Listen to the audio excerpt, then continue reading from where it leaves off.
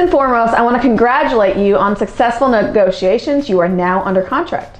Now that we're officially under contract, there is a 3-day window for the buyer to deliver the earnest and the option fees that were agreed upon in the contract.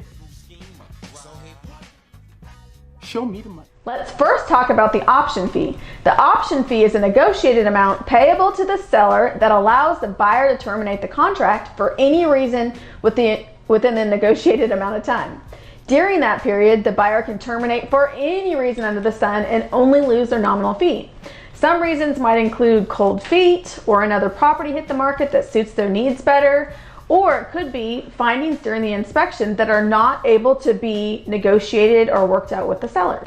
If a buyer walks away during the option period, they only lose their option fee. If they proceed with the purchase of the house, the option fee is credited back to them upon closing.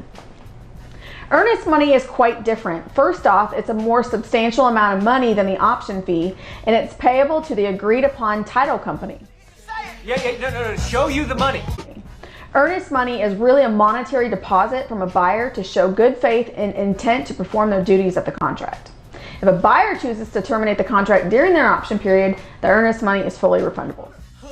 Show me the money! One thing to keep in mind with both of these fees is time is of the essence. As for the Texas contract, the buyer only has 3 days from the executed contract date to deliver and receive. I need to feel you, Jerry!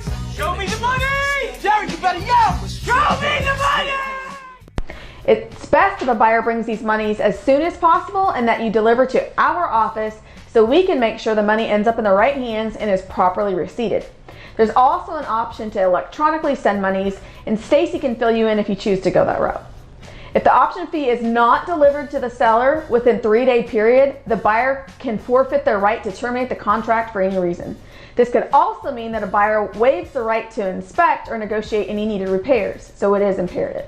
Timelines are important.